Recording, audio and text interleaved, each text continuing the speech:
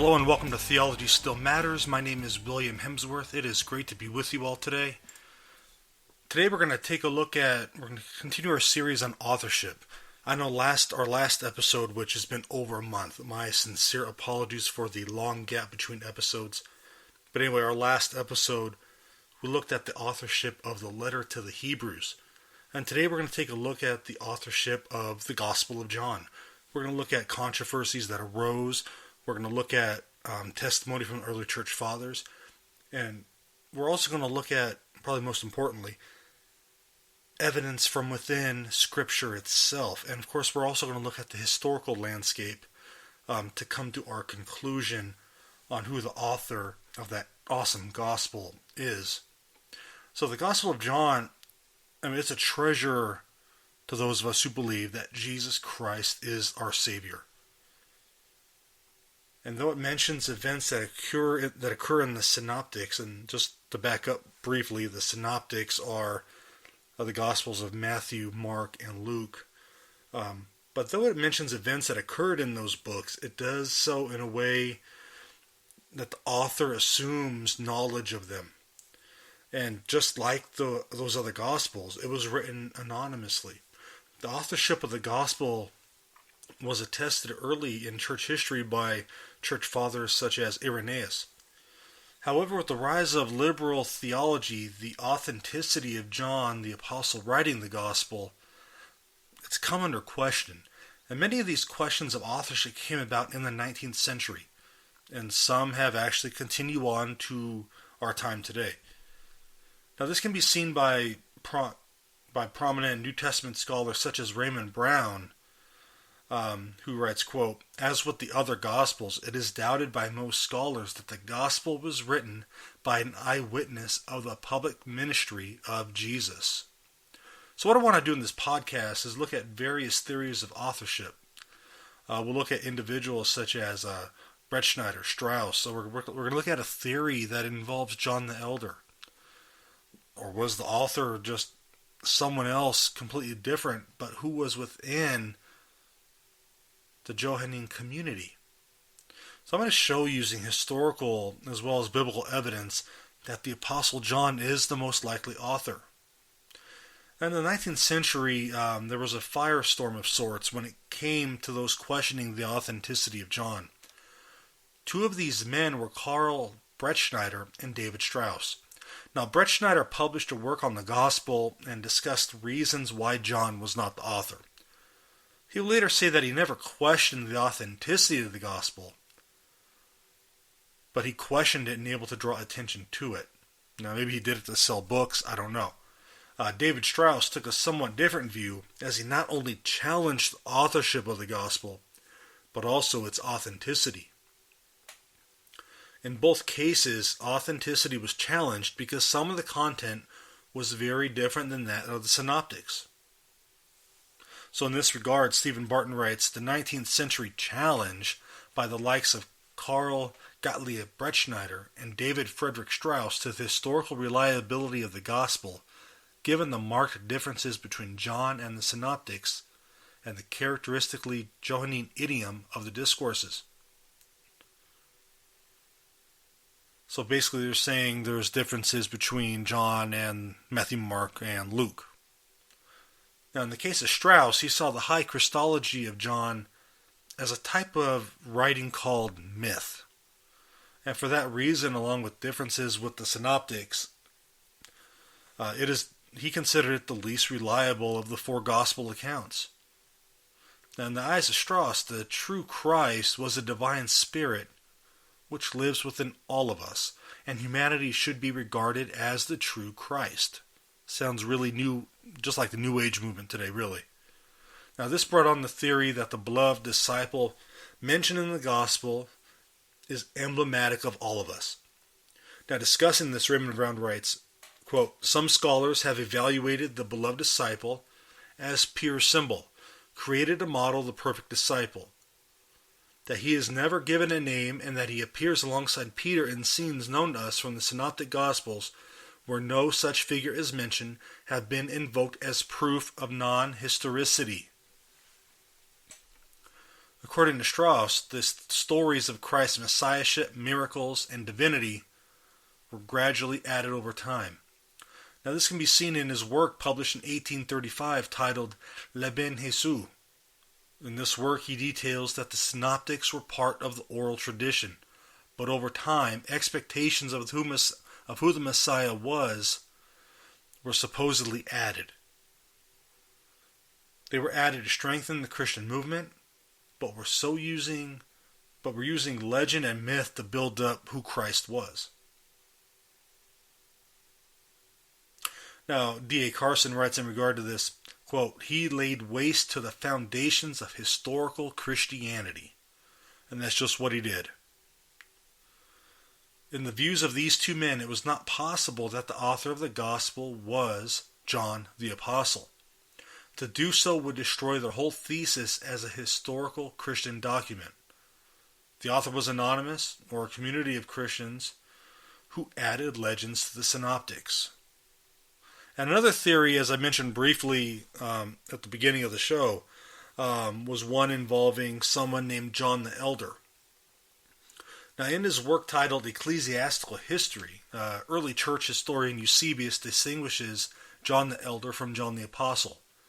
Now, in that great work, Eusebius writes, quote, "Where it is also proper to observe the name of John is twice mentioned, the former of which he mentions with Peter and James and Matthew, and the other apostles, evidently meaning the evangelist. But in a separate point of his discourse he ranks the other John, with the rest not included in the number of apostles, placing Aristian before him. He distinguishes him plainly by the name of presbyter." Now, per Eusebius, it was John the Elder who wrote the letters of 2nd and 3rd John. Now, the quote I just read about John the Elder goes back to a statement given by the church father Papias. Papias possibly knew John, but we do know that he was a contemporary of the early church father Polycarp. The theory of authorship of John the Elder boils down to a couple key points. The first is that there is presumed to be a second John named by Papias. Secondly, Eusebius states that the Elder is the author of 2nd and 3rd John. The language, grammar, and style are very similar to that of 1st John, and as a result, this author may have had some connection to the Gospel of John. Now, few scholars today hold to the view that John the Elder wrote the Gospel. This is because an examination of the quote of Papias indicates that the term elder and apostle were used interchangeably. And thus, as we're going to talk about a little later, this quote from Papias will be further evidence that the Apostle John is the author. Now, another theory that has gained traction over the past few decades is that of the author being part of the community of John, or what we call the Johannine community. This theory insists that traditions from the community were written down over the life of that said community. Now, in this case, the Johannine community is a community of the beloved disciples, and generally this theory carries a later date of authorship, and they say that the Gospel of John was written right around AD 115, so a lot later, 2nd century. One aspect of this theory that may seem strange to some is the influence of the person named the beloved disciple. Now, as Raymond Brown states, quote, "The beloved disciple was a minor figure during the ministry of Jesus, too unimportant to be remembered in the more official tradition of the synoptics. This author was known to some of the readers of the gospel, but he chose to keep his identity a mystery. However, the figure was an important one in the Johannine community, and as a result he became the figure in the Gospel of John. Now, in this theory, one also must distinguish between the beloved disciple and the evangelist. The beloved disciple is the source of the Johannine tradition, and the evangelist may have been a disciple of the beloved disciple. In either case, it should not be assumed that one or the other were eyewitnesses. we shouldn't assume that they were eyewitnesses to anything described in the gospel, although chapter 1, verse 14 and 16 say that they were just that they were witnesses. The community may have had the teachings of Christ as received on the spiritual level. They believed that they were more spiritual rather than physically being eyewitnesses. So they were witnesses spiritually, but not physically, kind of along those lines. Now, there's a few obvious issues in this theory that have to be addressed. One thing that proponents of it do say is that it does not matter who wrote the gospel. Authorship is something that is secondary because the message is primary. Now, most scholars, even if they don't agree with the theory, will agree to this. And I do too. The message is primary. It's the gospel. The message is one of redemption and salvation of mankind, but there's still issues with the theory. The theory itself denies the overwhelming internal evidence that speaks for the authorship of John the Apostle. Now, to strengthen the case against the theory is also a ton of external evidence that's out there, including testimony from some of the most well-known early church fathers. So what is this internal evidence that we're talking about? To discover who the author of the Gospel of John is to take a good look at the Gospel itself. At the beginning of the Gospel, the author states, quote, John 1:1, "The Word became flesh and made his dwelling among us. We have seen his glory, the glory from the one and only Son who came from the Father, full of grace and truth." From the onset, there is a clear declaration that the author was also an eyewitness. A study in authorship is aided by John 21:20 and the mention of the beloved disciple writing the events down. Now, thus far, there is little differentiated between the joining community theory of authorship. Now, from John 19:26 through 27, we see that the author is a direct witness to the crucifixion. The three at the foot of the cross were not merely minor characters in the drama of our Messiah, but they were mentioned throughout the gospel. One of them was Christ's own mother, Mary. In the passages mentioned from chapter 19, Jesus tells John to, quote, "Here is your mother." As previously mentioned, a theme in the joining community theory of authorship is that the beloved disciple was a minor character. If Jesus perfectly fulfilled the law, would he relegate the case of his mother to a minor character in his ministry? Not at all, because it had to be someone much more important than that. From reading the gospel account that the author is an apostle,